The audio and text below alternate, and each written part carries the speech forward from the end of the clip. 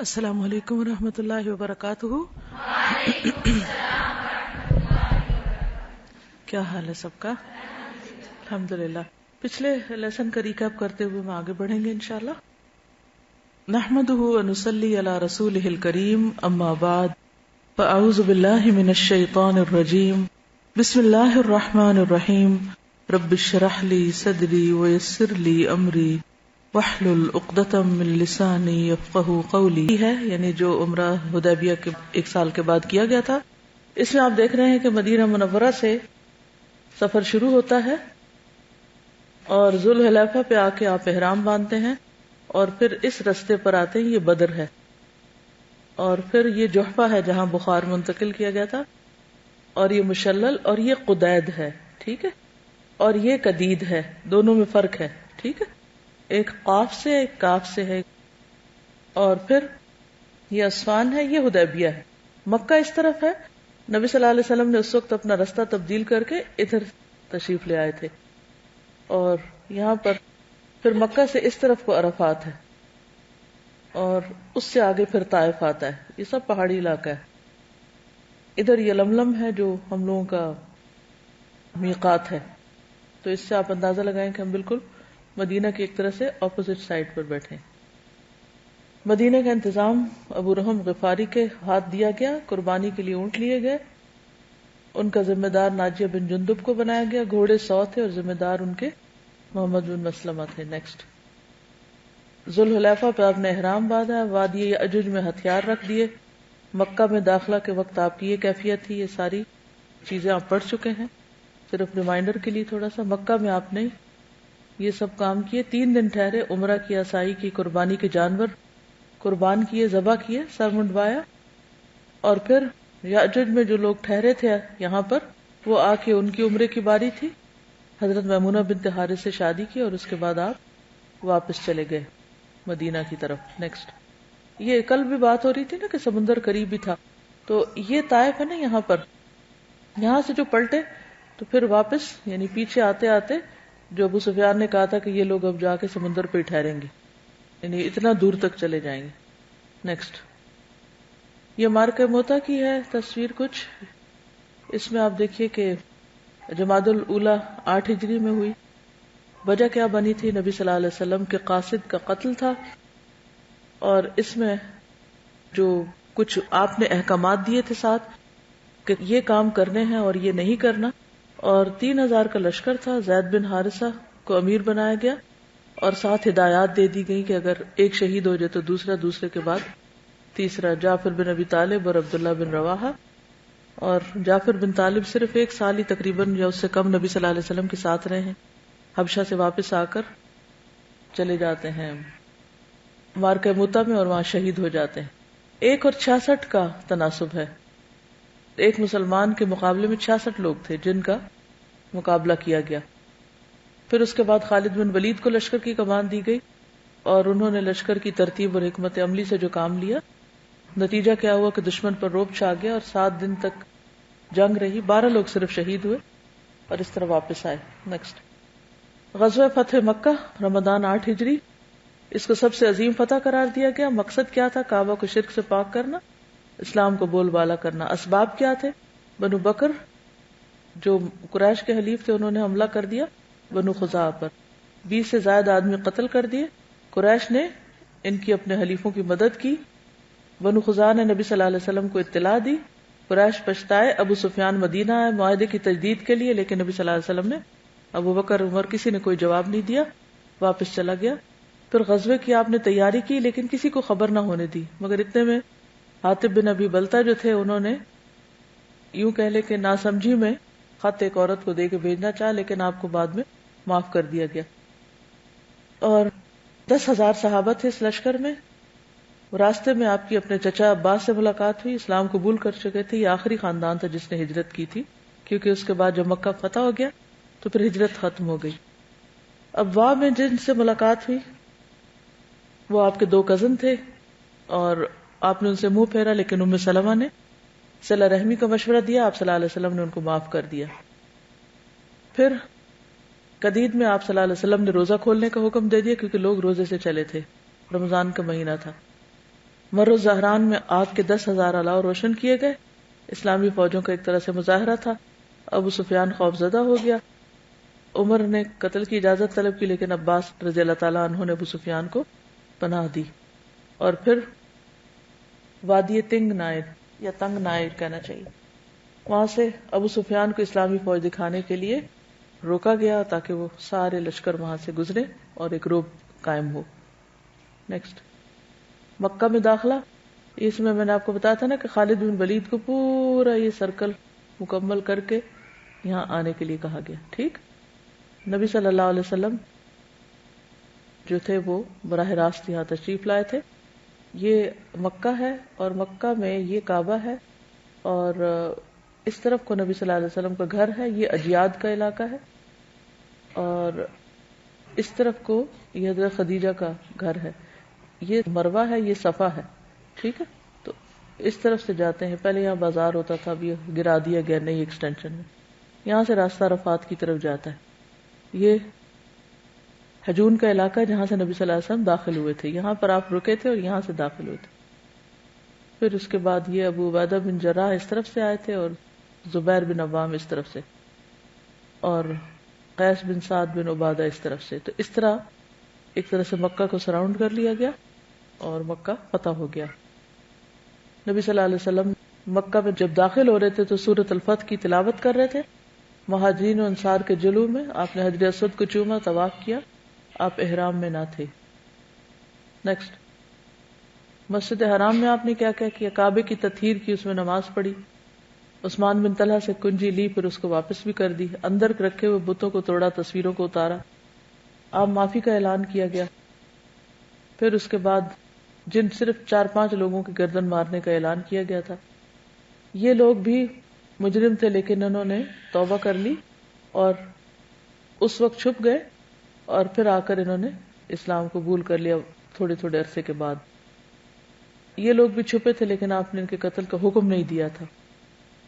تو مکہ میں آپ 19 روز رہے. کعبہ کی چھت پر بلال رضی اللہ تعالیٰ عنہ نے اذان دی. نبی صلی اللہ علیہ وسلم نے فتح کی نماز ام ہانی کے یہاں پڑھی 8 رکعت، اور پھر مختلف لوگوں سے بیعت لی گئی جس میں عورتیں بھی شامل تھیں. ہند سے خاص طور پر جو بیعت لی گئی اس کے الفاظ اور وہ مکالمہ کافی دلچسپ ہے. نیکسٹ، پھر بڑے بڑے بتوں کا خاتمہ کیا گیا. عزا، منات، اسوا اور بنو جزیمہ. یہ اس کا ذکر آگے کتاب میں بھی مزید آئے گا انشاءاللہ، وہاں پر تھوڑی تفصیل پڑھیں گے. نیکسٹ، پھر غزوہ حنین ہے. یہاں پر آپ دیکھیے کہ یہ مکہ ہے. ٹھیک ہے، یہاں سے مکہ سے اسلامی لشکر جو حنین کی طرف جا رہا ہے، یہ وادی حنین ہے. ٹھیک، اور یہاں سے مال غنیمت جیرانہ پہ منتقل کیا، پھر آگے چلے، پھر اوتاس اور طائف کی طرف غزوہ طائف ہوا. پھر وہ محاصرہ انہوں نے کر لیا تو پھر بنو ثقیف جو تھے وہ بھی طائف کی طرف واپس چلے گئے. بعد میں پھر یہ لوگ توبہ کرنے کے لیے آ گئے. یہ طائف کا راستہ ہے، وادی حنین ہے. یہاں پر تیر اندازوں نے تیر مارے تھے اور تنگ تھی یہ وادی، تو مسلمانوں کے قدم اکھڑ گئے، بھگدڑ مچ گئی. پھر اس کے بعد اس میں جو کچھ ہوا وہ سارا یہاں پر آپ تفصیلات دیکھ سکتے ہیں. اس حصے میں داخلے سے پہلے لشکر کی ترتیب دی آپ نے 2 زرہیں پہنی، سر اور چہرے پہ خود لگائے اور سفید پرچم. سفید رنگ جو ہے وہ ایک اچھی علامت ہے، یعنی امن کی علامت. یس، مال غنیمت کی تفصیلات یہاں پر ہیں. اور پھر جیرانہ میں تقسیم ہوئی تھی اور مختلف لوگوں کے جو واقعات کل آپ نے پڑھے. بس ٹھیک ہے، صرف یہ خلاصہ تھا تاکہ آپ کو ایک طرح سے ریویژن ہو جائے. حنین کے 1-2 واقعات آپ کے ساتھ شیئر کر کے پھر آگے جنگ تبوک پہ چلیں گے انشاءاللہ. بسم اللہ الرحمن الرحیم. حنین کے موقع پر ایک بہت دلچسپ واقعہ پیش آیا. ایک اعرابی سے روایت ہے کہ حنین والے دن میں رسول اللہ صلی اللہ علیہ وسلم سے میں ٹکرایا. میرے پاؤں میں بھاری جوتی تھی. میں نے رسول اللہ صلی اللہ علیہ وسلم کے پاؤں کو رون دیا، یعنی اوپر آ گیا پاؤں کے پاؤں. آپ کے ہاتھ میں کوڑا تھا، آپ نے اس کے ساتھ مجھے چوکا دیا. انسٹنٹ ریاکشن ہوتا ہے. کہا بسم اللہ، تم نے مجھے تکلیف دی.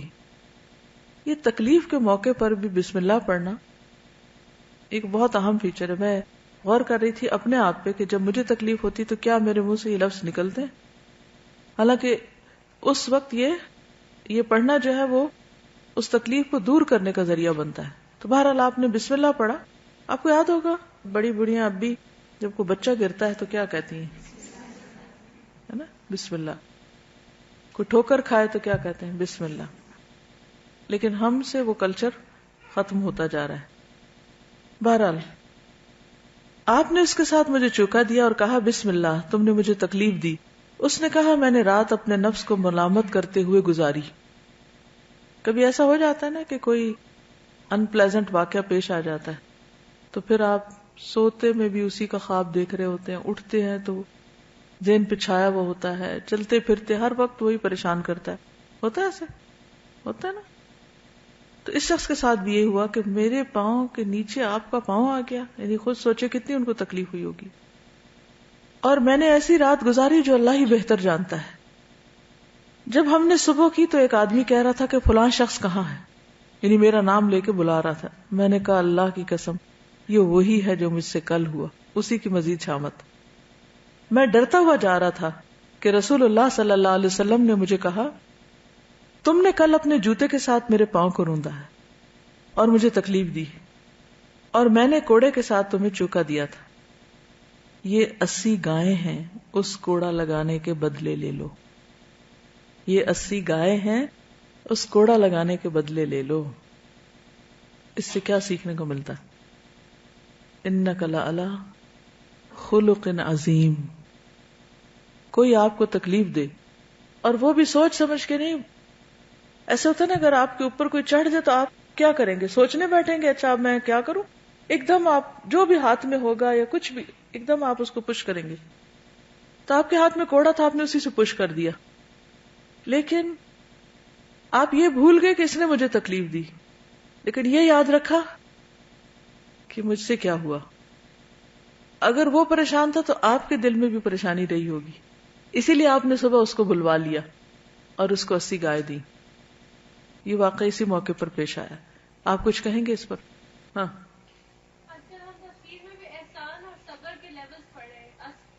یس, احسان اور صبر کے جو لیول ہیں, یہ احسان کا بلند ترین درجہ ہے.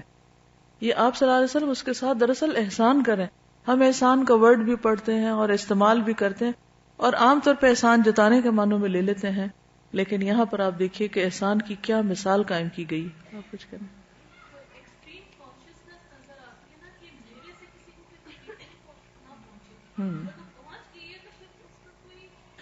یعنی اتنا ازالہ اور ایسا ازالہ کہ وہ پھر دل راحت پا جائے. شاباش, بالکل صحیح کہا. آج اگر ہمیں کوئی تکلیف دے تو ہم اس کو خوب اچھی طرح یاد رکھتے ہیں, اور اگر ہم کسی کو دیں تو ہم بھول جاتے ہیں اور اس کو جسٹیفائی بھی کرتے ہیں کہ ہم نے تو اس وجہ سے کیا ہے. کیا آپ کے کوڑا لگانے کی جسٹیفیکیشن نہیں ہے موجود؟ کیا بدلہ لینے کی اجازت نہیں ہے؟ سب کچھ ہے, لیکن آپ نے اپنی امت کے لیے یہ سنت چھوڑی ہے. اگر لوگ اس پر عمل کرنے لگیں تو کوئی لڑائیاں, جھگڑے, فساد, فتنے باقی رہیں؟ آپس میں جو تعلقات کی خرابیاں, کچھ بھی باقی نہ رہے.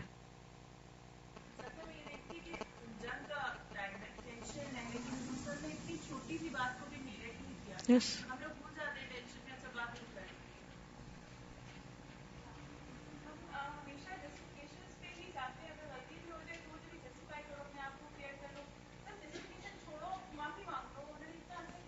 تو اس سے پتہ یہ چلتا ہے کہ اگر زندگی میں کسی کے ساتھ زیادتی ہو جائے یا کوئی ہمارے ساتھ زیادتی کر لے تو اس کو دل میں پالنا نہ شروع کر دیں, اسے بڑھائیں نہیں بلکہ اس کو بھلا دیں.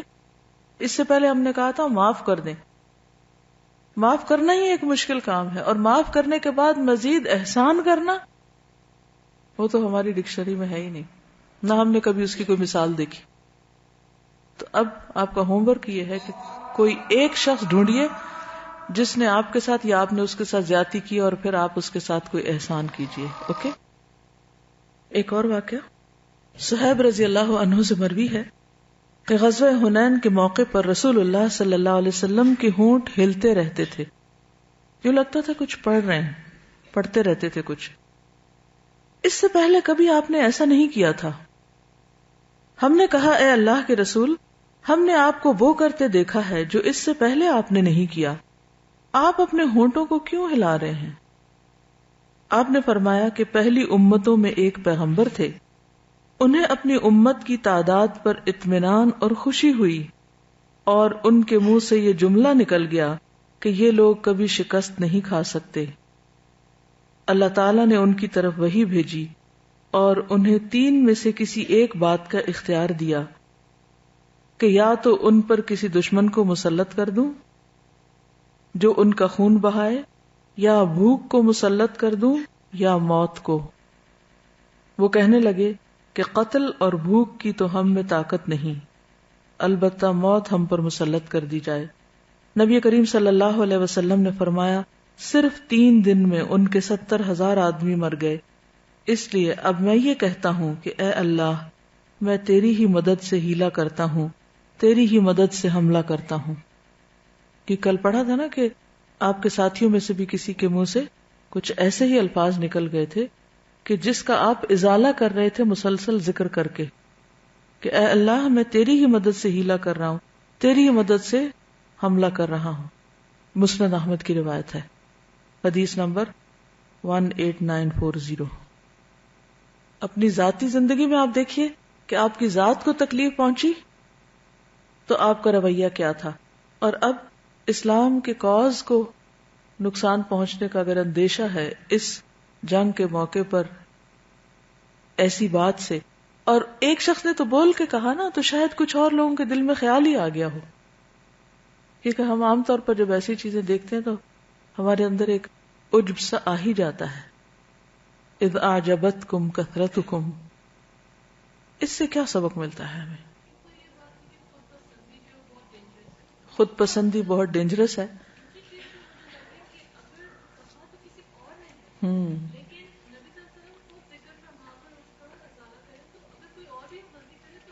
ایگزیکٹلی. یعنی اگر آپ کے بچوں میں سے یا آپ کے گھر والوں میں سے یا آپ کے ساتھیوں میں سے کوئی اور ایسی نادانی کر رہا ہے تو صرف اس کو بلیم نہ کر دیں، بلکہ being a leader, being a responsible person, آپ خود اس کی طرف سے بھی استغفار کر لیں. جیسے فرشتے کیا کرتے ہیں؟ ایمان والوں کی طرف سے استغفار کرتے رہتے ہیں. فاغفر للذین تابوا واتبعوا سبیلک، تیرے راستے کی پیروی کر رہے ہیں جو ان کو معاف کر دے. اب اس میں بھی انسان کہہ سکتا میں تو آلریڈی اللہ کے راستے پر ہوں، میں تو بخشایا، لیکن نہیں، غلطی کسی وقت کسی بھی انداز میں کسی سے بھی ہو سکتی.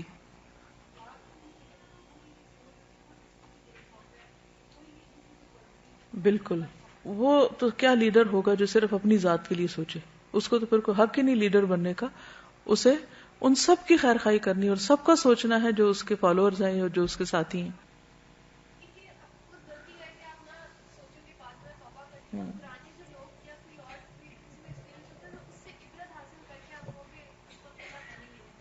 بالکل. اور پھر دوسروں کے لیے بھی استغفار کی دعائیں کرتے رہنا چاہیے. تو اس سے آپ صلی اللہ علیہ وسلم کی عاجزی بھی پتہ چلتی ہے. ٹھیک ہے نا، کہ آپ کے اندر کس درجے کی عاجزی تھی. اصل بات یہ ہے کہ ہم لوگ بڑی بڑی باتیں کر کے بھی نا شرمندہ نہیں ہوتے، نہ ہی ریگریٹ کرتے ہیں، نہ ہی توبہ کرتے ہیں.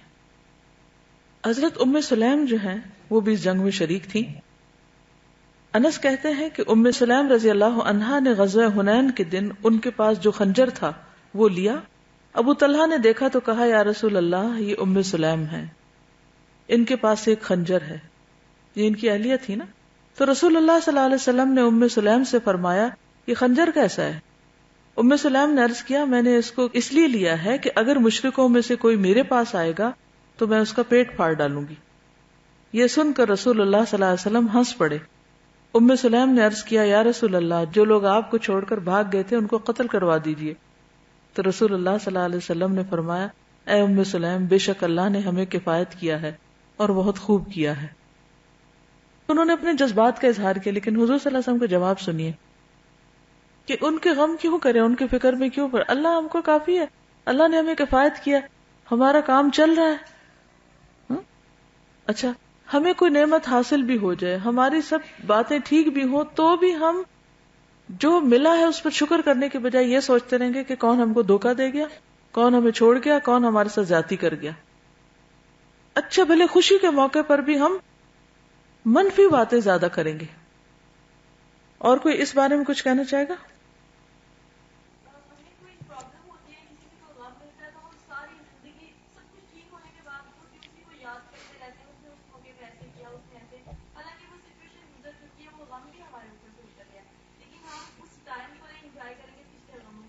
بالکل.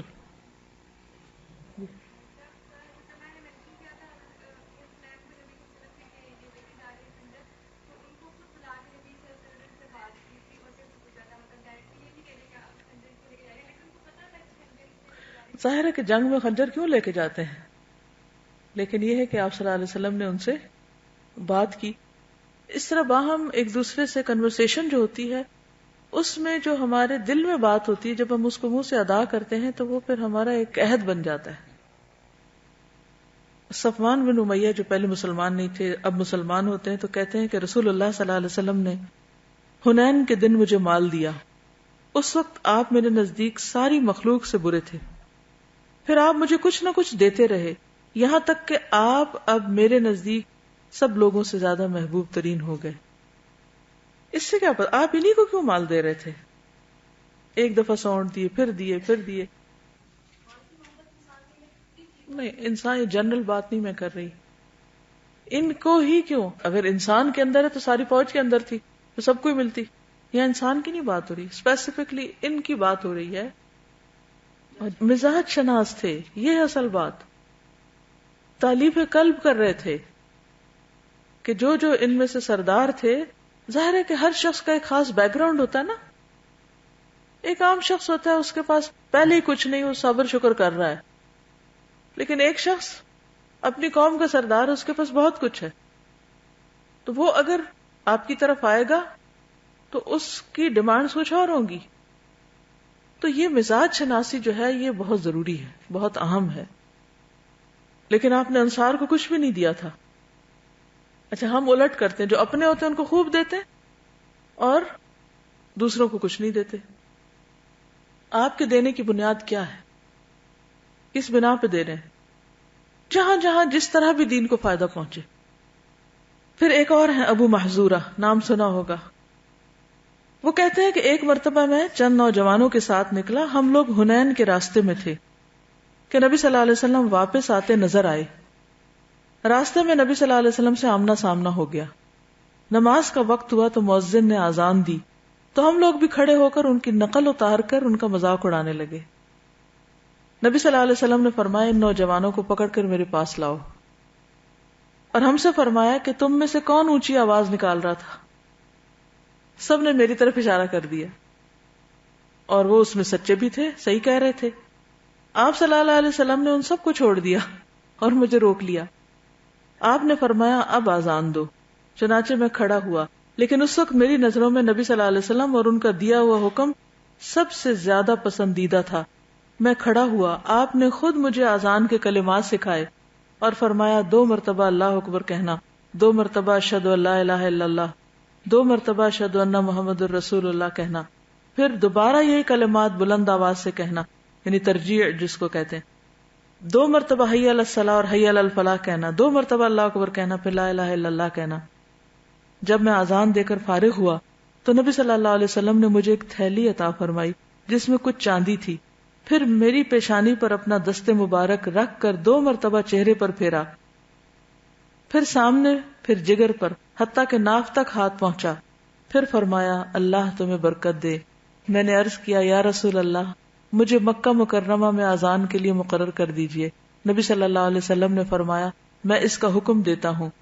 اسی وقت ان کے دل سے نبی صلی اللہ علیہ وسلم کی نفرت دور ہو گئی اور اس کی جگہ محبت پیدا ہو گئی. ہمیں یوتھ کے پرابلمز سمجھنے اور ان کا حل تلاش کرنے کا طریقہ نہیں آتا, ان کو سمجھنا نہیں آتا, ان کو کام لگانا نہیں آتا. ہم صرف اس پہ الجھتے رہتے ہیں کہ یہ بہت خراب ہے. آپ دیکھیے کہ جو جتنا نوٹی ہوتا ہے، بائی نیچر بعض بچے نوٹی ہوتے ہیں نا، ان کا انٹیلیجنس لیول اتنا ہی زیادہ ہوتا ہے اور ان کو کوئی کام چاہیے ہوتا ہے، انہیں کچھ کرنا ہوتا ہے.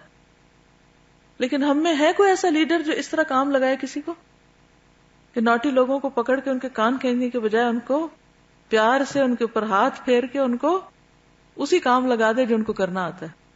تو پھر اصل بات ہے مزاج شناسی. ہے کسی میں حوصلہ؟ ہم نوٹی بچوں سے کیسے ڈیل کرتے ہیں؟ مرغا بنا کے اور چار اوپر لگا کے. ہیں جی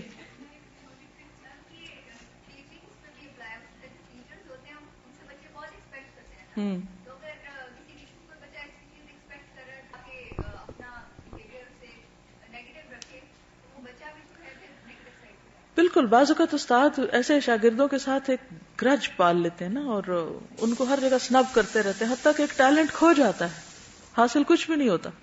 جی السلام علیکم. گریڈ 3 کا ایک اسٹوڈنٹ ہے، تو وہ کافی ماشاءاللہ نوٹی جس کو کہہ سکتے ہیں، بہت ہی ایکٹیو ہے، سپر ایکٹیو. تو وہ بالکل آرام سے نہیں بیٹھتا. اور سمر کیمپ میں جب یہاں پر الہدا میں ہو رہا تھا تو اس میں کریٹو رائٹنگ کراتی تھی، اور پوری کلاس کو اسپوائل کر دیتا تھا کہ وہ کہتا تھا میں نے نہیں لکھنا، میں کبھی بھی نہیں لکھوں گا. تو اب وہ اسکول میں ہے اور اب تو کام کروانا تھا، اور آج اسیسمنٹ تھی ان کی. تو جو ہی میں نے ان کو پہلی دفعہ ورک شیٹس دکھائیں اور میں نے کہا کہ اب آپ نے اسیسمنٹ کرنی ہے، اس نے اونچے نعرے لگانے شروع کر دیے، I hate writing and I hate writing. تو میں نے اس کو کہا کہ کول down, don't say this word hate because I hate this word hate. ٹھیک ہے، you will not use it. But کہتے ہیں آئی ہیٹ. میں نے کہا بٹ یو اسٹارٹ سے I love writing, just think that you love to do it and just sit down and do it. ظاہر ہے میں نے سب کو کرانا تھا. خیر وہ بیٹھ گیا، اس نے سب سے پہلے کام کیا، اس نے سارے آنسرز ٹھیک لکھے ہوئے تھے ماشاءاللہ، اور اتنا وہ خوش تھا کہ آئی ہیو ڈن اٹ. تو پھر میں نے اینڈ میں پھر سب کو یہ کہا کہ if you keep saying you hate it, تو آپ کے دماغ سے انٹیلیجنس چلی جائے گی ساری. تو وہ اتنا اس سے وہ حیران ہوا کہ ایز اف کہ فرسٹ ٹائم اس کو یہ بات پتہ چلی ہے. اور الحمدللہ جو بچے کام کر رہے ہوتے ہیں ان سے کروانا تو کوئی کمال نہیں ہے، وہ تو کر ہی رہے، لیکن جو نہیں کر رہے ان سے کروانے میں ایک علیحدہ ہی خوشی ہوتی ہے انسان کو. تو ابو محذورہ کی مثالیں تو بہت ساری ہوتی ہیں، لیکن ہم ابو محذورہ کو کام پہ نہیں لگا سکتے. جی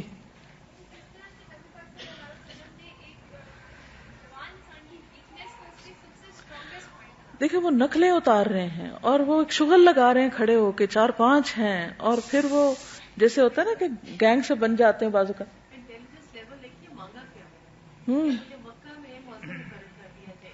تو آپ سوچئے کہ اس کو بھی اپنے ٹیلنٹ کا پتہ. بالکل. اور پھر آپ دیکھیں اس کو چاندی دے رہے ہیں، یعنی اس کو سمجھے کچھ سکے دے رہے ہیں، کچھ پیسے دے رہے ہیں. آپ کا پاؤں جس نے روندا اس کو گائے دے رہے ہیں، جو مذاق اڑا رہا ہے اس کو چاندی دے رہے ہیں. ایسا اخلاق اور کردار دیکھا ہے کبھی آپ نے؟ یہ ہے ہمارے نبی صلی اللہ علیہ وسلم کی سیرت، اور یہ ہے آپ کی سنت، یہ ہے آپ کے طریقے جن سے آپ نے انسانیت کے لیے رحمت بن کر آئے تھے. وما ارسلناک الا رحمت للعالمین، اور دشمنوں کو دوست بنا لیا تھا. یہ تھی اسلام کی ترقی. ہمارے بزنس میں ہوتا تھا ایک چیپٹر تھا امپلائر ایمپلائی ریلیشنز. تو اس میں جو مسئلہ ڈسکرائب کیا تھا کہ کبھی کوئی ایک امپلائی ہوتا ہے وہ باس ہوتا نہیں ہے لیکن وہ انفارمل لیڈر بن جاتا ہے. تو اس کا یہ ٹیکٹک تھی کہ آپ اس کو باہر بلا کے اس کو زیادہ چیلنجنگ کام دیں، اور اگر he is good at controlling people تو اس کو پھر وہی کرنے دیں. تو میں یہی دیکھی تھی کہ یہاں پہ انہوں نے سب کو بلایا لیکن انہوں نے پہلے یہ پتا کیا کہ ان کا ہیڈ کون ہے، پھر باقیوں کو بھیج دیا. ہمارے سامنے حضور صلی اللہ علیہ وسلم کی پرسنالٹی ایسے آتی ہے کہ جو پرابلمز آ رہی ہیں ان کو سالو کیا ہے، ہر چیز کا سولوشن لے کر آ رہے ہیں وہ ہمارے سامنے. ایسا نہیں ہے کہ پرابلم ہے چلو ڈانٹ کے بھیج دیا یا پریشان ہو کے بیٹھ گئے، پریشان ہو کے اس کو صحابہ کو اکٹھا کر لیا اور پریشانیاں ڈسکس کرنی شروع کر دی. ہر چیز کا سولوشن پہلے اس کا اسی وقت. السلام علیکم. میرا جو بڑا بیٹا ہے وہ 8 سال کا ہے اور ہی از ویری ہائپر. ابھی جو میں نے حدیث سنی ابو محذورہ کی، تو آئی ڈونٹ نو کہ نبی صلی اللہ علیہ وسلم کتنے زبردست طریقے سے ڈیل کرتے ہیں ایسے بچوں کو کہ ہی گیو ہم the responsibility of mother. And believe me کہ میں جب اس کو رسپانسبلٹی دیتی ہوں تو وہ زیادہ بہتر کام کرتا ہے بنسبت کسی کے انڈر رہ کے کام کرنا. تو ایسے بچے جو بہت ہائپر ہوتے ہیں یا ان کی اپنی تھنکنگ ہوتی ہے جو ایک دفعہ میں نہیں سنتے، اگر آپ ان کو رسپانسبلٹی دیں تو وہ سب سے زیادہ بہتر کام کریں گے. تو کیونکہ انہیں کچھ کرنا ہے نا. جی جی ہاں، اس میں آپ دیکھیے کہ اس میں آپ کے ٹچ کرنے کا، دعا دینے کا، انعام دینے کا، یہ سارے پہلو ہیں. یہ ساری چیزیں مل کر اس کو انکریج کر رہی ہیں. بالکل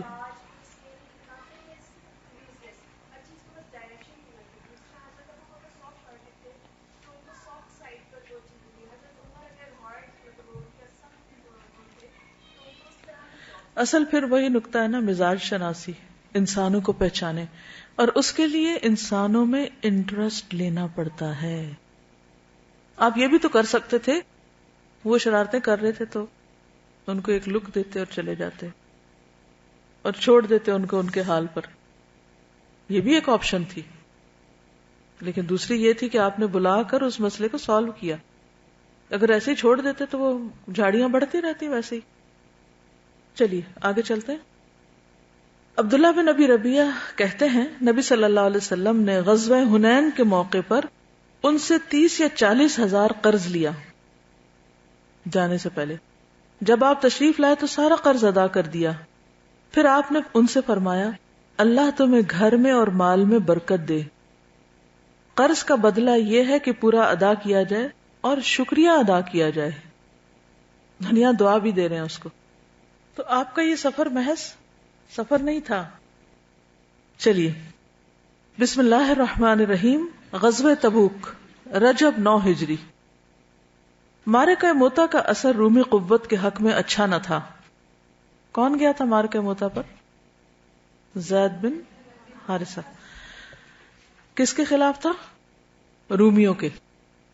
صرف 3000 مسلمانوں نے 2 لاکھ رومی فوجیوں کی طاقت کو دبانے میں جو کامیابی حاصل کی تھی اس کا شام کے پڑوسی عرب قبائل پر بڑا زبردست اثر ہوا. 1=66. اب یہ قبائل آزادی اور خود مختاری کے خواب دیکھ رہے تھے. لہذا رومیوں نے ایک فیصلہ کن جنگ کی ضرورت محسوس کی جس میں وہ مسلمانوں کو ان کے اپنے گھر مدینہ منورہ کے اندر ہی صاف کر دیں. وہ کیا چاہتے تھے کہ مدینہ پر حملہ آور ہوں. رومیوں سے ٹکراؤ کے لیے مسلمانوں کی تیاری. ادھر رسول اللہ صلی اللہ علیہ وسلم کو ان کی تیاری کا علم ہوا تو آپ نے ہر جگہ مسلمانوں کو نکلنے کی منادی کرائی اور غزوے کی جہت کا واضح طور پر اعلان فرمایا تاکہ لوگ مکمل تیاری کر لیں، کیونکہ سخت گرمی کا زمانہ تھا. لمبا سفر تھا، لوگ تنگی اور قحط سے دوچار تھے، پھل پک چکے تھے، سائے خوشگوار لگ رہے تھے اور لوگ اس میں قیام پسند کر رہے تھے. چلیے اس لیول کا تو نہیں. آپ دیکھیے کہ مثلا آپ سارے دن کے بعد کام کر کے سخت گرمی کے دن گھر پہنچتے ہیں، کھانا لگا ہوا ہے، ٹھنڈا پانی رکھا ہوا ہے کہ اتنے میں آپ کو کسی کام سے بلا لیا جاتا ہے. کیا کریں گے آپ؟ رسول اللہ صلی اللہ علیہ وسلم نے اہل سربت کو تنگ دستوں کی تیاری کی ترغیب دی. یہ تنگ دست کون تھے؟ غریب لوگ. رسول اللہ صلی اللہ علیہ وسلم نے اہل سربت کو تنگ دستوں کی تیاری کی ترغیب دی اور ان سے جو کچھ بن سکا لے آئے. سب سے پہلے حضرت ابو بکر صدیق رضی اللہ عنہ اپنا سارا مال لے آئے جو 4000 درہم تھا. اب دیکھیے کہ جنگوں میں جب غنیمت تقسیم ہوتی تھی تو ان لوگوں کو کچھ نہ کچھ حصہ مل جاتا تھا، لیکن ابھی وہ ملا ہی ہوتا تھا کہ اگلی جنگ سامنے آ جاتی تھی، پھر وہ اس میں لگا دیتے تھے. اب جنگ حنین میں اگر کچھ ملا ان کو تو مدینہ پہنچ کر تبوک کی تیاری ہو رہی ہے اور وہ سارا اٹھا کے پھر لے کر جا رہے ہیں، کیونکہ مال کے لیے تو لڑ ہی نہیں رہے تھے. لیکن اگر اللہ تعالیٰ کچھ عطا کرتا تھا تو اس کو پھر اسی کام میں لگا دیتے تھے. رسول اللہ صلی اللہ علیہ وسلم نے پوچھا ہل ابقیت لأہلک شیئا، اپنے اہل کے لیے بھی کچھ باقی چھوڑا ہے؟ عرض کی کہ ان کے لیے اللہ اور اس کے رسول کو چھوڑا ہے. حضرت عمر بن خطاب اپنا آدھا مال لائے. حضرت عثمان بن عفان نے، کہا جاتا ہے کہ 10,000 دینار، پالان اور کجاوے سمیت 300 اونٹ اور 50 گھوڑے دیے، اور کہا جاتا ہے کہ انہوں نے 900 اونٹ اور 150 گھوڑے دیے. یعنی کہ ایک حیرت ہوتی ہے کہ دین کے کاز کے لیے اس طرح بھی کوئی خرچ کر سکتا ہے. یعنی یہ وہ لوگ ہیں جنہوں نے صرف اپنی جانیں نہیں لگائیں، مال بھی لگایا ہے.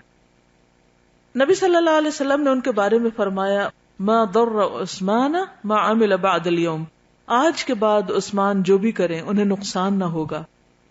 حضرت عبد الرحمن بن عوف 200 اوقیہ یعنی 8000 درہم چاندی لائے. حضرت عباس بہت سا مال لائے. حضرت طلحہ، سعد بن عبادہ، محمد بن مسلمہ وغیرہ بھی مال لے کر آئے. حضرت عاصم بن عدی 90 وسق 13,500 کلو کھجور لائے. بقیہ صحابہ نے بھی اپنی اپنی بساط کے مطابق صدقات کی لائن لگا دی، یہاں تک کہ کسی نے 1 مد 2 مد صدقہ کیا، چونکہ وہ اس سے زیادہ کی طاقت ہی نہیں رکھتے تھے. عورتوں نے اپنے زیورات تک بھیجے. تنگ دست صحابہ آپ سے سواری طلب کرنے آئے. آپ صلی اللہ علیہ وسلم نے فرمایا لا اجد ما احملکم علیہ تولوا وعینہم تفیض من الدمع حزنا الا یجدوا ما ينفقون، میں کچھ نہیں پاتا جس پر آپ لوگوں کو سوار کروں. تو وہ اس حال میں واپس ہوئے کہ ان کی آنکھیں اس افسوس میں اشک بار تھیں کہ وہ خرچ کرنے کو کچھ نہ پا سکے، کہ کچھ ہے ہی نہیں جو دیں. ظاہر ہے سب دے رہے ہیں، کوئی ایسا موقع سوچئے کہ سب دے رہے ہیں، آپ کے پاس کچھ ہے ہی نہیں دینے کو، تو آپ کے دل کی حالت کیا ہوگی کہ آپ بھی وہ کرنا چاہتے ہیں جو دوسرے کر رہے ہیں، اور اپنے اس قول اور سوچ میں سچے بھی ہیں، یہ نہیں کہ اوپر اوپر سے. چنانچہ انہیں حضرت عثمان اور حضرت عباس وغیرہ نے تیار کیا، یعنی وہ مال لائے اور جن کے پاس کچھ نہیں تھا وہ اس پر بیٹھ کر پھر جنگ کے لیے نکلے. اس موقع پر منافقین نے چہ میں گوئی بھی کی، یعنی باتیں بھی بنائیں. چنانچہ جنہوں نے زیادہ خرچ کیا انہیں ریاکاری کے طعنے دیے، جنہوں نے کم خرچ کیا ان کا مذاق اڑایا، اور رومیوں سے ٹکراؤ کی جرت پر رسول اللہ صلی اللہ علیہ وسلم کا بھی مذاق اڑایا. جب باس پرس ہوئی تو کہنے لگے ہم تو محض دل لگی کر رہے تھے، جوکنگ. ادھر منافقین اور بدوی بناوٹی عذر لے لے کر آئے اور نبی صلی اللہ علیہ وسلم سے غزوے میں شرکت سے رخصت کی اجازت چاہی کہ ہمیں تو ایکسکیوز کر دیں، ہم نہیں جا سکتے. آپ نے اجازت دے دی. ان کے علاوہ بعض مسلمان محض سستی کی وجہ سے پیچھے رہ گئے، لیزینس، کوئی ریزن نہیں تھی. اب ہر طرح کے درجے ہیں نا، سابقون السابقون بھی ہیں، اور کچھ نہیں تو تب بھی آگے بڑھنے والے ہیں، اپنی جانیں لے کر حاضر ہیں. کچھ مذاق اڑا رہے ہیں اور کچھ بس ایسے ہی پیچھے بیٹھے. اسلامی لشکر راہ تبوک میں اس تیاری کے بعد رسول اللہ صلی اللہ علیہ وسلم نے مدینے کا انتظام محمد بن مسلمہ کو سونپا. بال بچوں پر علی بن ابو طالب کو نگران مقرر کیا. لشکر کا سب سے بڑا پرچم حضرت ابو بکر صدیق کو دیا، اور کئی لوگوں کو جھنڈے عطا فرمائے. مہاجرین کا جھنڈا حضرت زبیر کو دیا، اوس کا جھنڈا اسید بن حزیر کو، خزرج کا جھنڈا حباب بن منذر کو دیا. جمعرات کے دن مدینے سے کوچ فرمایا. آپ صلی اللہ علیہ وسلم کے ساتھ 30,000 کا لشکر تھا. 30,000 لوگ مارچ کر رہے ہیں، اور منزل مقصود تبوک تھی. سواری اور توشے کی سخت قلت تھی. 18 آدمی ایک ہی اونٹ پر باری باری سوار ہو رہے تھے. سوچئے ان کی باری کب آتی ہوگی، اور پیدل کتنا چلنا پڑتا ہوگا. لوگوں نے درختوں کے پتے کھائے یہاں تک کہ ان کے ہونٹ سوج گئے. ظاہر کڑوے کو سیلے ہوں گے، کچھ کانٹے وانٹے بھی شاید ہوں.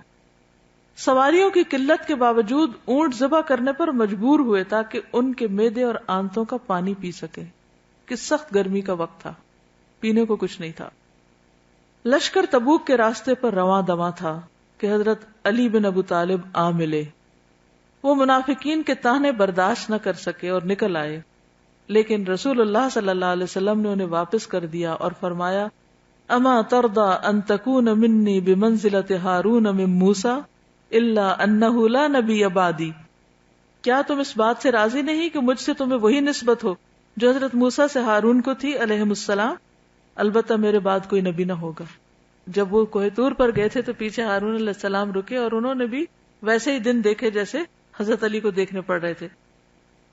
صحابہ رسول اللہ صلی اللہ علیہ وسلم کے ساتھ سمود کی سرزمین ہجر میں اترے. اس کے کنویں سے پانی لیا اور آٹا گوندا.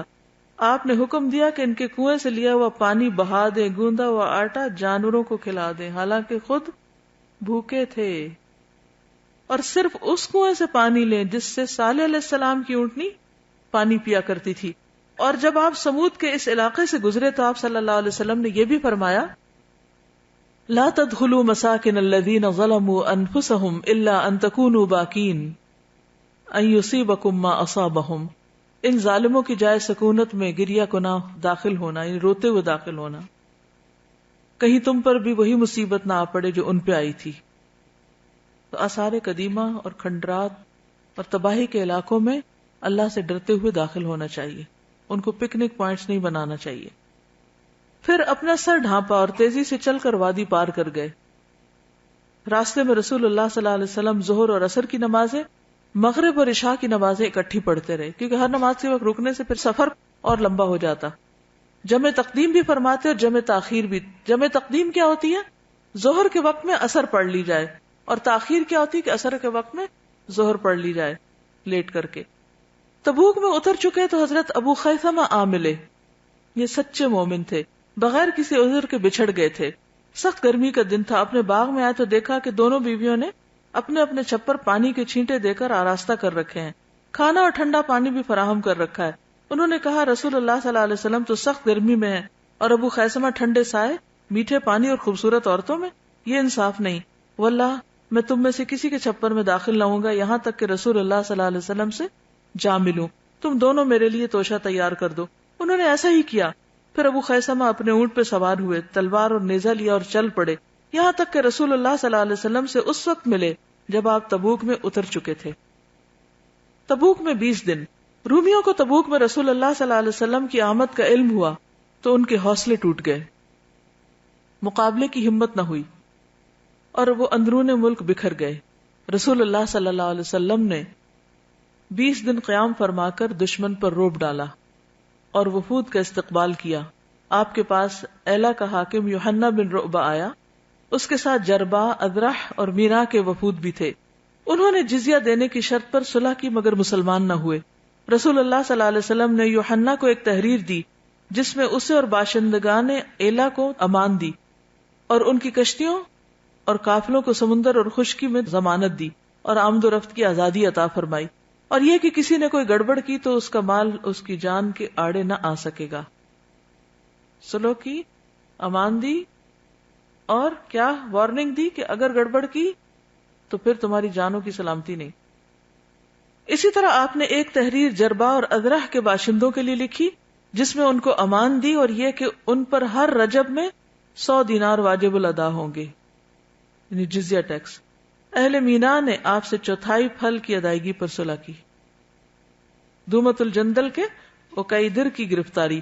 رسول اللہ صلی اللہ علیہ وسلم نے حضرت خالد بن ولید کو 420 سواروں کی میت میں دومت الجندل کے عقیدر کی طرف روانہ کیا اور فرمایا انک ستجدہ یصید البقر، تم اسے نیل گائے کا شکار کرتے ہوئے پاؤ گے، نہیں ان کے سردار کو. حضرت خالد تشریف لے گئے. جب فاصلہ اتنا رہ گیا کہ قلعہ نظر آ رہا تھا تو ایک نیل گائے نکلی اور قلعے کے دروازے پر سینگ رگڑنے لگی. عقیدر اس کے شکار کو نکلا مگر خالد نے خود عقیدر کو شکار کر لیا اور اسے گرفتار کر کے نبی صلی اللہ علیہ وسلم کی خدمت میں پیش کیا. آپ صلی اللہ علیہ وسلم نے جان بخشی فرمائی اور 2000 اونٹ، 800 غلام، 400 زرہوں اور 400 نیزوں پر صلح فرمائی. اس نے ایلا اور میناد والوں کی شرائط پر جزیہ بھی دینے کا اقرار کیا تو اس علاقے میں بھی امن قائم ہو گیا. مدینہ کو واپسی. 20 دن کے بعد رسول اللہ صلی اللہ علیہ وسلم نے مدینے کی واپسی کی راہ لی. راستے میں آتے جاتے 30 دن لگے، مہینے کا سفر تھا یہ. اس طرح رسول اللہ صلی اللہ علیہ وسلم کل 50 دن مدینے سے باہر رہے. راستے میں لشکر ایک گھاٹی سے گزرا، لوگوں نے وادی کی راہ لی اور رسول اللہ صلی اللہ علیہ وسلم نے گھاٹی کا راستہ اختیار کیا. آپ صلی اللہ علیہ وسلم کے ساتھ صرف حضرت عمار تھے جو اونٹنی کے نکیل تھامے ہوئے تھے، اور حضرت حذیفہ بن یمان تھے جو اونٹنی کو ہانک رہے تھے پیچھے سے. موقع غنیمت جان کر 12 منافقین نے قتل کے ارادے سے آپ کا پیچھا کیا کہ آپ اکیلے ہیں تو جا کے کام تمام کریں، اور آپ کے انتہائی قریب آ گئے. یہ چہروں پہ ڈھاٹا باندھے ہوئے تھے جیسے نقاب ہوتا ہے. آپ نے حضرت حذیفہ کو بھیجا کہ ان کی سواریوں کے چہروں پر اپنی ڈھال سے ضرب لگائیں. انہوں نے ضرب لگائی تو اللہ نے منافقین پر روب ڈال دیا اور وہ تیزی سے بھاگ کر لوگوں میں جا ملے. رسول اللہ صلی اللہ علیہ وسلم نے حضرت حذیفہ کو ان کے نام بھی بتلائے اور ان کا ارادہ بھی چنانچہ انہیں رسول اللہ صلی اللہ علیہ وسلم کا رازدان کہا جانے لگا. یہ بات تو ہمیشہ سنی نا آپ نے کہ آپ نے منافقین کے نام بتائے تھے تو وہ تھے کون اور کب بتائے تھے یہ نہیں معلوم ہوتا، تو یہ اس موقع پہ بتائے تھے. مسجد ضرار کا انہدام.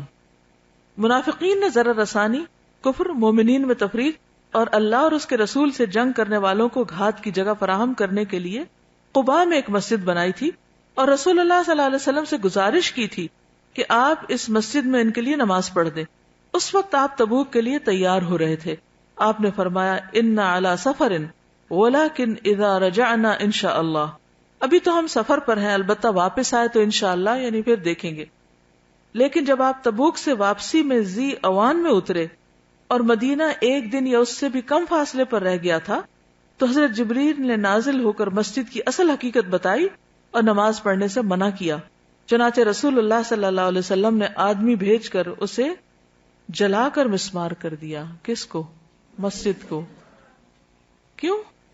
کیونکہ وہ مسلمانوں کے درمیان فتنہ پردازی کے لیے اور ضرر نقصان دینے کے لیے بنائی گئی تھی. تو بعض اوقات لوگ مذہب کو، دین کو، دینی جگہوں کو استعمال کرتے ہیں کس کام کے لیے؟ اپنے مذموم مقاصد پورے کرنے کے لیے. تو ایسی جگہوں کی پھر کوئی قدر نہیں رہ جاتی. اہل مدینہ کی طرف سے رسول اللہ صلی اللہ علیہ وسلم کا استقبال جب مدینے کے آثار دکھائی دیے تو نبی صلی اللہ علیہ وسلم نے فرمایا ہذہ طابہ وہذا احد جبل یحبنا ونحبہ. کیونکہ مدینہ انٹر ہوتے ہی سب سے پرومیننٹ چیز جو نظر آتی ہے وہ احد ہے. اب پچھلی دفعہ بھی آپ واپس ہو رہے ہیں تو آپ یہی بات فرماتے ہیں. یہ رہا طابہ اور یہ رہا احد، یہ وہ پہاڑ ہے جو ہم سے محبت کرتا ہے اور جس سے ہم محبت کرتے ہیں. ادھر لوگوں نے آپ کی آمد کی خبر سنی تو استقبال کے لیے عورتیں، بچے اور بچیاں نکل پڑی جو یہ شعر گنگنا رہی تھی. طلع البدر علینا من ثنیات الوداع وجب الشکر علینا ما دعا للہ داعی. ہم پر ثنیت الوداع سے 14ویں کا چاند طلوع ہوا ہے، جب تک پکارنے والا اللہ کو پکارے ہم پر شکر واجب ہے. آپ تشریف لائے، مسجد میں داخل ہوئے، 2 رکعت نماز پڑھی اور لوگوں سے ملنے کے لیے بیٹھ گئے. اتنے 100 کلومیٹر کا سفر کر کے پھر آ کے مسجد میں بیٹھ گئے. مخلفین، جو منافقین پیچھے رہ گئے تھے، انہوں نے آ کر معذرت کی اور قسمیں کھائیں. آپ نے ان کا ظاہر عذر قبول کر لیا اور باطن اللہ کے حوالے کر دیا. 3 سچے مومن بھی آئے جو پیچھے رہ گئے تھے اور یہ تھے کعب بن مالک، مرارہ بن ربیع اور ہلال ابن امیہ. انہوں نے سچ سچ کہا، کوئی عذر نہیں تراشا. نبی صلی اللہ علیہ وسلم نے حکم دیا کہ اللہ کے فیصلے کا انتظار کریں اور مسلمانوں کو حکم دیا کہ ان سے بات نہ کریں. چنانچہ ان کے لیے لوگ بدل گئے. زمین انجانی ہو گئی، وہ اپنے آپ سے تنگ آ گئے اور دنیا اندھیر ہو گئی. 40 دن گزرے تو مزید حکم آیا کہ اپنی عورتوں کے قریب بھی نہ جائیں. 50 دن پورے ہوئے تو اللہ تعالیٰ نے ان کی توبہ قبول کی اور آیت نازل کی. فرمایا وَعَلَى الثَّلَاثَةِ الَّذِينَ خُلِّفُوا حَتَّى إِذَا ضَاقَتْ عَلَيْهِمُ الْأَرْضُ بِمَا رَحُبَتْ وَضَاقَتْ عَلَيْهِمْ أَنفُسُهُمْ وَظَنُّوا أَن لَّا مَلْجَأَ مِنَ اللَّهِ إِلَّا إِلَيْهِ ثُمَّ طَابَ عَلَيْهِمْ لِيَتُوبُوا إِنَّ اللَّهَ. اپنی کشادگی کے باوجود ان پر تنگ ہو گئی، ان کی جان پر بن آئی اور انہوں نے یقین کر لیا کہ اللہ سے بھاگ کر پناہ کی کوئی جگہ اور نہیں ہے، اگر ہے تو اسی کی طرف ہے. تو اللہ نے ان پر مہربانی کی تاکہ وہ توبہ کریں. یقیناً اللہ توبہ قبول کرنے والا رحیم ہے. اس سے کیا پتہ چلتا ہے؟ جی، یعنی دین کے معاملے میں، بعض کاموں کے معاملے میں، بعض فرائض کی ادائیگی میں سستی نہیں کرنی چاہیے، کیونکہ اس کے بہت بھیانک نتائج سامنے آتے ہیں. کچھ کرنے کے کام ایسے ہوتے ہیں کہ جن کو ڈیلے نہیں کیا جا سکتا، ٹالا نہیں جا سکتا، انہیں کر لینا چاہیے. اور پھر یہ کہ بعض غلطیاں ایسی ہوتی ہیں کہ جن پر توبہ قبول ہونے میں وقت لگتا ہے. ان کی توبہ 50 دن بعد قبول ہوئی تھی. تو یہ نہیں کہ آپ ایک دن توبہ کر کے اور کہیں کہ میں توبہ کر چکی ہوں، کر لیا، میں نے کہہ دیا توبہ، سوری کر لیا. اس کے لیے جب تک دل گواہی نہ دے کہ میری توبہ قبول ہو گئی، اس وقت تک کرتے رہے کرتے رہے کرتے رہے، کیونکہ ہم کسی سزا کے متحمل نہیں ہو سکتے. اس سے مسلمانوں اور پیچھے رہ جانے والوں میں خوشی کی لہر دوڑ گئی. لوگوں نے ایک دوسرے کو خوشخبری اور مبارکباد دی، انعام دیے، صدقے کیے، اور یہ ان کی زندگی کا مبارک ترین دن تھا۔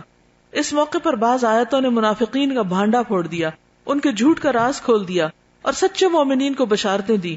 بس سب تعریف تمام جہانوں کے پروردگار کے لیے ہے۔ رسول اللہ صلی اللہ علیہ وسلم رجب سن 9 ہجری میں تبوک سے واپس ہوئے۔ اسی مہینے نجاشی شاہ حبشہ اسحمہ بن ابجر نے وفات پائی۔ رسول اللہ صلی اللہ علیہ وسلم نے مدینے میں ان کی غائبانہ نماز جنازہ پڑھی۔ کیا پڑھی؟ نماز جنازہ۔ پھر شعبان 9 ہجری میں آپ صلی اللہ علیہ وسلم کی صاحبزادی حضرت ام کلثوم نے وفات پائی، آپ نے ان کی جنازہ پڑھی، بقیع میں دفن فرمایا اور سخت غمگین ہوئے۔ حضرت عثمان سے فرمایا لو کانت عندی ثالثۃ لزوجتکھا، اگر میرے پاس تیسری لڑکی ہوتی تو اس کو بھی تم ہی سے بیاہ دیتا، اتنے اچھے داماد۔ پھر ذوالقعدہ 9 ہجری میں منافقوں کا سردار عبداللہ بن ابی فوت ہوا۔ رسول اللہ صلی اللہ علیہ وسلم نے اس کے لیے دعائے مغفرت کی اور اس کی نماز جنازہ پڑھی۔ حضرت عمر نے اس کی نماز جنازہ پڑھنے سے آپ کو روکنے کی کوشش کی، مگر آپ نہ مانے۔ پھر قرآن کریم کی وہ آیت نازل ہو گئی جس میں منافقین کی نماز جنازہ پڑھنے سے منع کر دیا گیا۔ غزوات کے متعلق چند کلمات۔ یہ آخری غزوہ تھا۔ جاہلیت میں جنگ کے معنی تھے بغیر کسی رحم اور مروت کے قتل و غارت گری، آتش زنی، اکھاڑ پچھاڑ، لوٹ مار، عورتوں کی بے حرمتی، زمین میں فساد، کھیتی باڑی اور جانوروں کی تباہ کاری، یہ تھی جنگ۔ لیکن اسلام نے آ کر جنگ کے مطلب کو مکمل طور پر بدل دیا۔ چنانچہ اس نے جنگ کو مظلومین کی مدد، ظالموں کی سرکوبی، زمین پر امن و امان پھیلانے، عدل قائم کرنے، کمزوروں کو طاقتوروں کے چنگل سے چھڑانے، بندوں کو بندوں کی عبادت سے نکال کر اللہ کی عبادت کی طرف لگانے اور باطل ادیان کے ظلم سے اسلام کے عدل کی طرف لانے کا ذریعہ بنا دیا۔ عربوں کی عادت نہ تھی کہ کسی کے سامنے سر جھکائیں، خواہ جنگ کتنی ہی طول پکڑے اور قیمت بھی کتنی ہی زبردست چکانی پڑے۔ چنانچہ بکر اور تغلب کے درمیان جنگ بسوس 40 سال تک چلتی رہی تھی اور فریقین کے کوئی 70,000 آدمی مارے گئے، مگر کسی نے دوسرے کے سامنے سر نہ جھکایا۔ اوس اور خزرج کی لڑائی 100 سال سے زیادہ چلی، مگر کسی نے بھی دوسرے کے سامنے سر نہ جھکایا۔ جنگ جاری رکھنا اور دشمن کے سامنے کبھی سر نہ جھکانا اسلام سے پہلے عربوں کی معلوم اور معروف عادت تھی۔ جتنا مرضی نقصان ہو جائے صلح نہیں کرتے تھے۔ پھر رسول اللہ صلی اللہ علیہ وسلم دین اسلام لے کر آئے تو عرب نے آپ کا بھی اسی اسلوب سے سامنا کیا اور آپ کو بھی میدان جنگ تک گھسیٹ لائے، لیکن آپ نے ایک دوسرے ہی اسلوب سے ان کا سامنا کیا جو نہایت حکیمانہ تھا، یہاں تک کہ ان کا ملک فتح کرنے سے پہلے ان کے دل جیت لیے۔ آپ کے غزوات میں کام آنے والوں کی تعداد اور ان غزوات کے نتائج کا تقابل جب جاہلیت میں پیش آنے والی جنگوں کے نتائج سے کیا جائے تو عجیب و غریب بات سامنے آتی ہے۔ آپ کے غزوات اور جنگوں میں قتل ہونے والے سارے مسلمان مشرکین اور یہود و نصارہ کی تعداد مجموعی طور پر کم و بیش 1000 ملتی ہے، سب مل کے جو پورے اس عرصے میں قتل ہوئے ہیں۔ ان غزوات میں جو مدت صرف ہوئی وہ 8 سال سے زیادہ نہیں، مگر اتنے تھوڑے عرصے میں اور اتنا معمولی سا خون بہا کر آپ نے تقریباً پورے جزیرہ العرب کو اپنا تابع فرما بنا لیا اور اس کے اطراف و اکناف میں امن و امان کا دور دورہ ہو گیا۔ کیا آپ سمجھتے ہیں کہ یہ تلوار کی قوت سے ممکن ہے؟ یہ جو الزام دیا جاتا ہے کہ اسلام تلوار کی قوت سے پھیلا، کیا یہ تلوار کی قوت تھی؟ بالخصوص ان لوگوں کے لیے جو معمولی بات پر نہ ختم ہونے والی جنگ چھیڑ دیتے تھے اور ہزاروں پر ہزار افراد قربان کرتے جاتے تھے، مگر یہ سوچ بھی نہیں سکتے تھے کہ دوسرے فریق کے سامنے سر چکائیں گے۔ ہرگز نہیں، بلکہ آپ نے جو کچھ پیش فرمایا وہ نبوت اور رحمت تھی، رسالت اور حکمت تھی، دعوت اور معجزہ تھا، اور اللہ کا فضل اور اس کی نعمت خاص تھی۔ اللہ کا فضل اور اس کی نعمت خاص تھی، وہی آیت جو آپ کو ہر بار سنائی جاتی ہے۔ لیے اتنا ہی کافی ہے۔ سبحانک اللہم و بحمدک نشہد ان لا الہ الا انت نستغفرک و نتوب الیک۔ السلام علیکم و رحمۃ اللہ وبرکاتہ۔